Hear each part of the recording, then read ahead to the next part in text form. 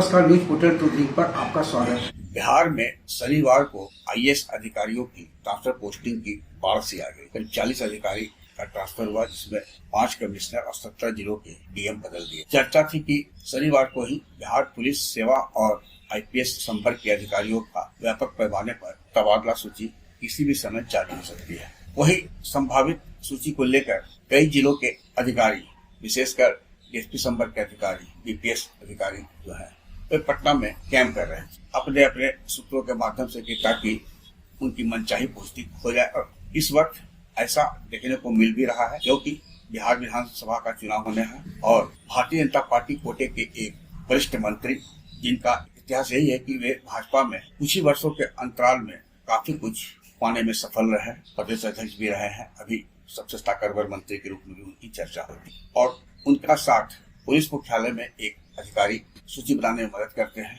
यानी चलती है इन्हीं दोनों का। और फिर सीएम हाउस में बैठा एक अधिकारी या एक त्रिकोण मिलकर सूची तय करते हैं। इसके कारण आजकल का जो पोस्टिंग है, उसमें योग्यता के स्थान पर आप अगर देखेंगे तो नेताजी और पुलिस अधिकारी की पसंद को तवज्जो दी जा रही है। चर्चा थी कि कल भी यानी शनिवार को सूची जारी हो जाएगी, लेकिन मुख्यमंत्री के स्तर पर हस्तक्षेप के बाद संचिका, जो सूत्र बताते हैं, फाइनल नहीं हो पाई। कभी भी निकल सकती है। और जो अधिकारी 2.5 साल से अधिक फील्ड में रह चुके हैं, 3 साल से ऊपर वाला तो अवश्य जाएंगे ही कहीं ना कहीं। इनकी लिस्ट करीब करीब तैयार है। गया में भी ऐसे अधिकारी हैं जो 3.5 साल तक हैं, पदस्थापित है गया में ही। कोई 2.5 साल से कोई सीनियर आईपीएस भी है। सभी को इस बात की आशंका है, तबादला तो तय है, लेकिन वे जाएंगे। और बिहार में जो पिछले 7-8 महीने से जो अगर आप देखेंगे जो परिस्थिति है, उसमें आपको बिहार से बाहर के अधिकारी जो कैडर के हैं और जिनकी छवि प्रॉब्लम शूटर की रही है, तो एक एक कर बिहार से बाहर सेंट्रल डिविजन पर जाने लगे हैं। और जो वापस लौटे हैं उन्हें भी संधि कर दिया गया है। अब आप देखिए, 1991 बैच के आईपीएस अधिकारी हैं विनय कुमार, जो के डीजीपी हैं।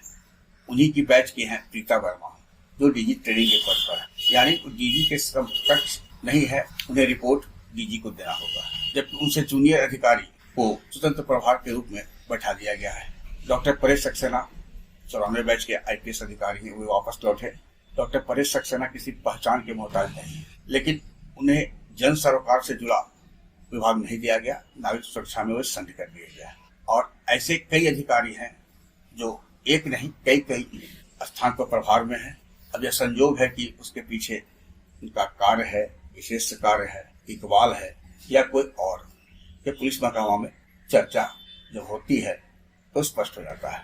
चुनाव में अधिकारी परिणाम को किसी दल विशेष के पक्ष में नहीं कर सकते हैं, यह भी तय है। हाँ, यह हो सकता है कि बूथ संवेदनशील है, अति संवेदनशील है, वहाँ पारामिलिट्री फोर्स होगा या होमगार्ड होगा। इसे तय करने में उनकी कुछ भूमिका हो सकती है। अब कौन बिहार में है और कौन बाहर गए हैं, इस पर अगर चर्चा करेंगे तो काफी समय लगेगा।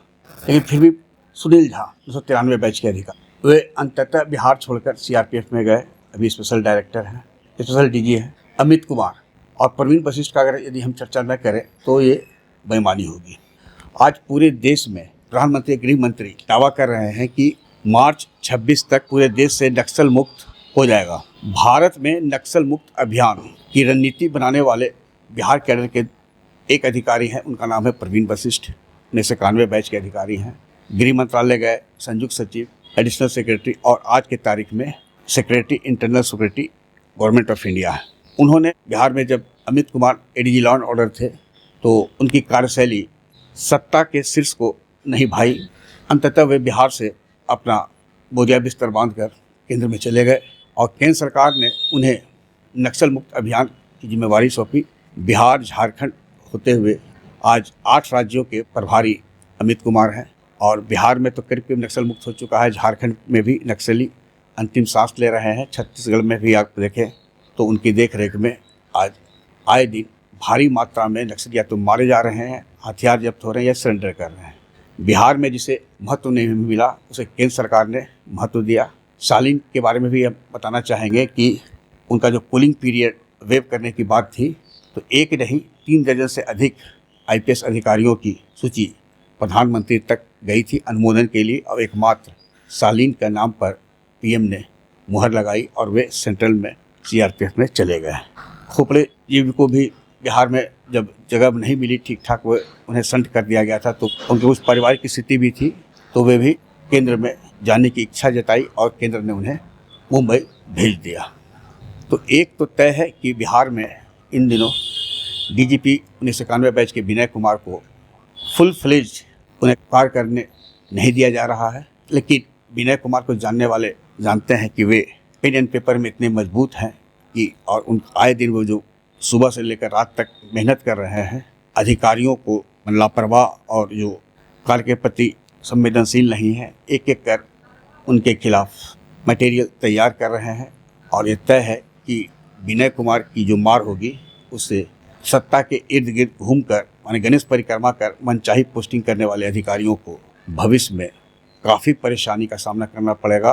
और यह भी तय है कि उनकी रिटायरमेंट के बाद उनके पेंशन से लेकर अन्य जो सुविधा है उस पर भी असर पड़ेगा। यह भी तय है, लेकिन समय लगेगा। तक गंगा जी में पानी बहुत बह जाएगी पटना में। लेकिन पीएस और डी और बिहार पुलिस सेवा संवर्ग के अधिकारियों की सूची का 2 दिनों तक मंथन और फिर अचानक पाइपलाइन से बाहर न निकलना भी राजनीतिक गलियारों में चर्चा का विषय बन चुका है। लेकिन उम्मीद की जा रही है कि 1-2 दिनों के अंदर ये हो सकता है, रविवार हो, आज भी निकल सकती है, किसी भी समय। आईपीएस संवर्ग के कई अधिकारी हैं। वैसे एक इशारा यह भी कर दें कि उत्तर बिहार के एक बहुचर्चित अभी पहली पोस्टिंग उनकी है, काफ़ी बदनामी हो चुकी है। तो वे जदयू के एक वरिष्ठ नेता को जो कि सीएम के बहुत करीबी हैं, उन्हें पकड़ रखा है, सजाती हैं उनके। देखिए उनकी कहाँ पोस्टिंग होती है, उससे भी अंदाज़ा मिल जाएगा कि क्या हो रहा है बिहार में। मगध के भी एक एसपी की चर्चा है कि उन्हें हटाया जाएगा, उन पर गाज गिरती है कि नहीं, यह भी देखने को मिलेगा। बस सूची आने भर की देरी है। आग्रह है कि इस वीडियो के लिंक को लाइक, शेयर, सब्सक्राइब अवश्य करें। धन्यवाद, नमस्कार।